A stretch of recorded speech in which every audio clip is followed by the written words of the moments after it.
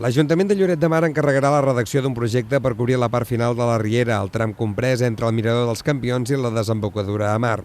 Aquest encàrrec s'ha aprovat al plenari a proposta del Moviment Independent de Lloret. La moció que ha presentat el grup proposa la millora de l'espai no només per la salubritat, sinó per millorar els accessos a la platja i guanyar una nova zona on fer-hi activitats de caràcter sociocultural.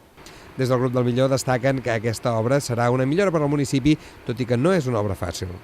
Hem de tenir en compte que la façana marítima és el principal i estem en un punt precisament que passa tothom que ha vingut a Lloret, passa per aquest indret, no? I creiem que hem d'aconseguir que la nostra principal font de riquesa, que és el territori, el nostre parc natural, estigui ben cuidat, com per exemple endreçar tot el que són les entrades, tenir unes entrades dignes a la nostra població i que realment potenciar la bellesa de la nostra vida.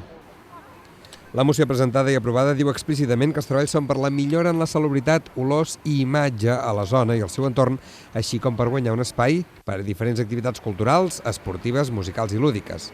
El plenari, a petició d'Esquerra Republicana, s'ha donat de termini 1 any i mig per consultar les administracions afectades en la gestió d'aquest espai, tant la Generalitat com l'Estat. I demana també l'inici de la redacció del projecte per part de tècnics.